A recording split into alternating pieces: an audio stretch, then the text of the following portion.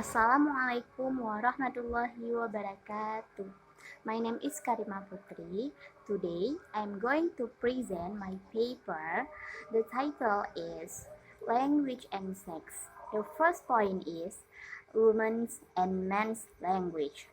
A variation of the third claim is found in the concept of community of practice. According to Acker and MC Connell Chinet, in 1998, gender issues are essentially complex and not easy to separate from other issues.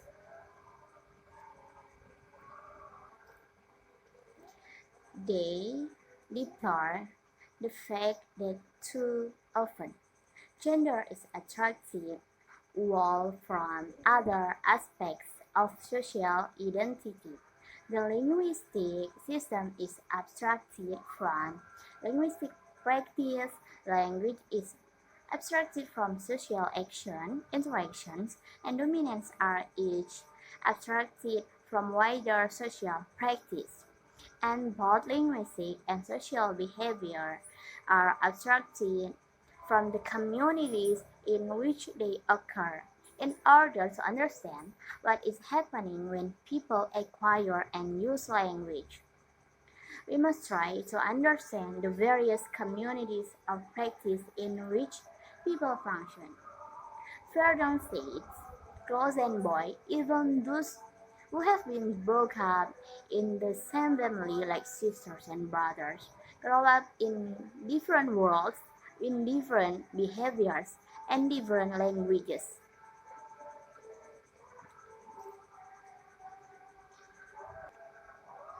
The differences between the way males and females speak can be seen by the use of grammatical features and such as phonetics and grammar, choice of words, vocabulary, adverbs, and periods.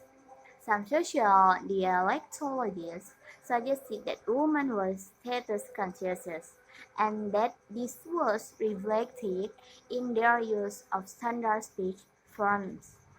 However, Lakoff argued that women were using language which reinforced their subordinate status.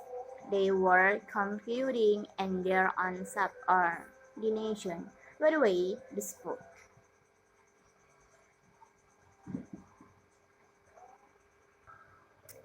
Holmes argued that clearly a community's attitudes toward different speech styles reflect the status of those who use them. There are many sources of insight into the attitudes and values of a community in books, in adverts, in TV shows, operas, and even in the terminology used to describe and refer to different groups. The range of label and connotation of terms are used to refer minority groups such as children and young people, or to refer to women.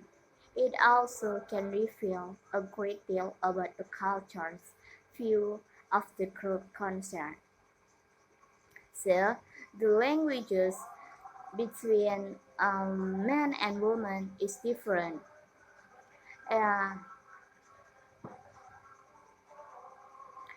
and the second point is interaction.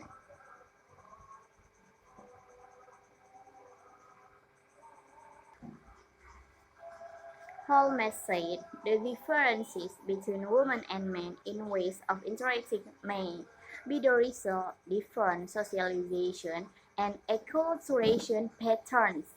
If we learn the ways of talking mainly in single-sex peer groups, then the patterns we learn are likely to be sex-specific, and the kind of miscommunication which undoubtedly occurs between women and men will be attributable to the different expectation each sex has of the function of the interaction and the way it is appropriately conducted.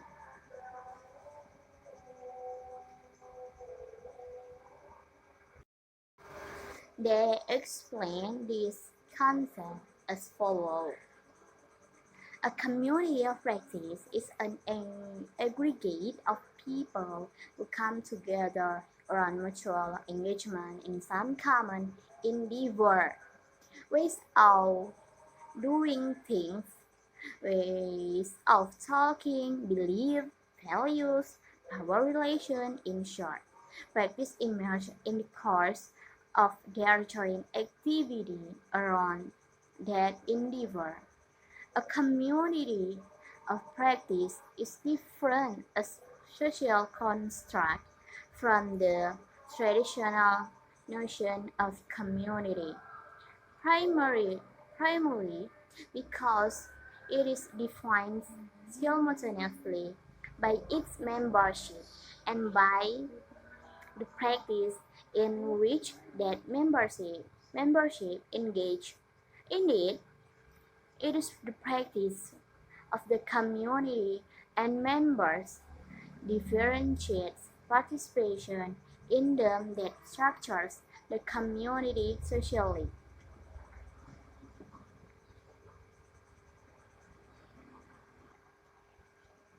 The kinds of evidence we have looked at strongly suggest that men and women differ in the kinds of language they use, because men and women often fill distinctly different roles in society.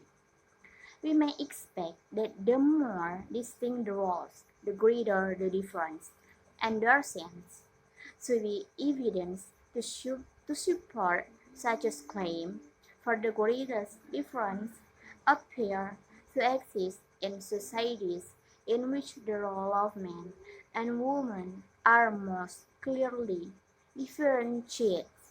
differentiated.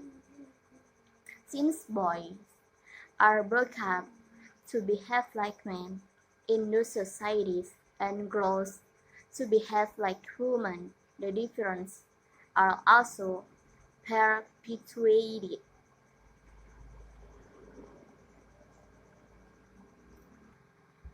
The third point is sexist language. Language is not only means of communication but also a reflection of the political, social, and cultural attitudes. Certain language can help reinforce the idea of male superiority and male inferiority. What is now termed language often suggests an inherent male dominance and superiority in many fields of life. Sexist language is language that expresses bias in favor of one sex and thus treats the other sex in discriminatory manner. The word sexism was originally coined to refer to ideas and practices that downgrade women relative to men, according to Cameron. Nowadays, though, it is used to refer to practice that unfairly treat either sex. One of the flourishing areas of sociolinguistics in the last decades has been that of language and gender, motivated by feminist movements arguing over how language is used as an instrument to discriminate and dominate females.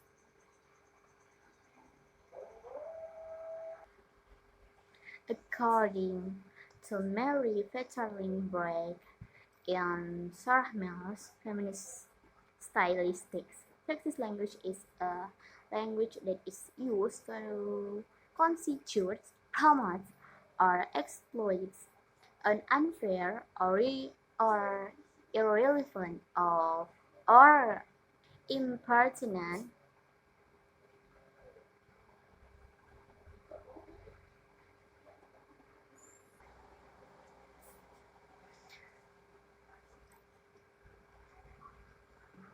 Okay, I will continue. According to Mary Veterling, Break and Sarah Miller's feminist stylistics, sex language is a language that is used to consider, promote, or exploit an unfair or irrelevant or impersonal distinction between the sex. In the other word, by using sex language, people can show an unfair treatment towards males and females. In daily conversation, some people even do not realize that they are using sexist language in their conversation, and it causes the produce sexist language unconsciously. As Mills mentioned, that sexist language is the language used, conscious or unconscious, on the part of the speaker, which may differentiate females and males. Mills also added the sexist language may also lead to the establishment of an environment which is not conducive to communication and effective social interaction.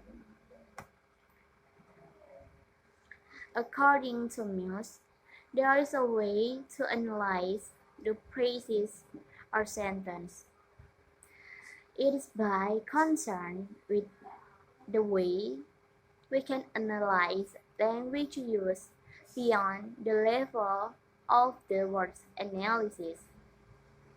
When concentrating on words in isolation, sometimes it can show if we have a particular view of meaning. Some words, some words do indeed have a history of usage which leads the listener to interpret them in particular ways. However, in order to make the words make sense, we have to pay attention to the relation of the words and the context.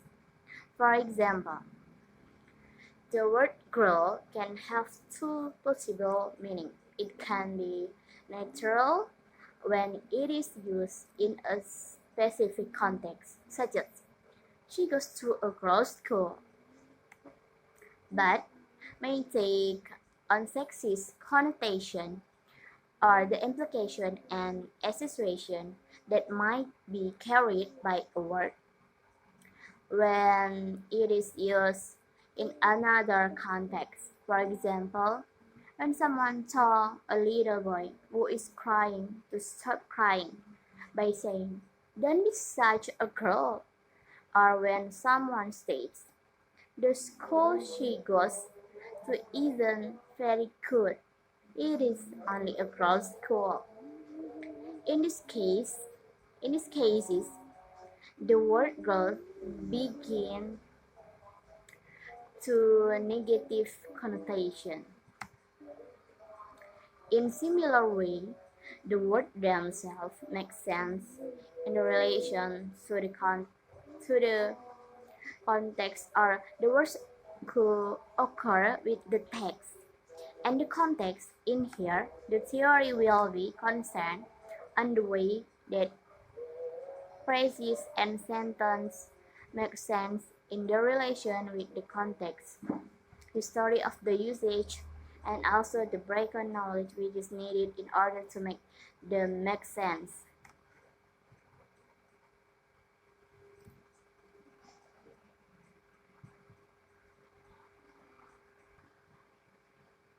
Language and gender research can mean rather different things.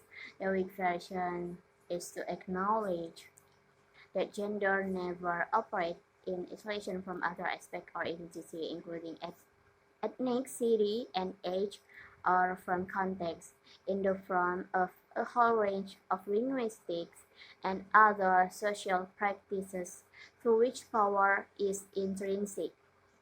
Along related lines of a whole range of linguistic and other social practices to which power is intrinsic. Along related lines, to acknowledge and explore the ways in condition under which women and men use language similarly, as Fried confusingly does. A rather different rethinking is to reject the idea of looking at both gender differences and gender similarities in favor of looking at the different construction of femininities and masculinities by discourse and discursive practice. Okay, that is my explanation about language and sex.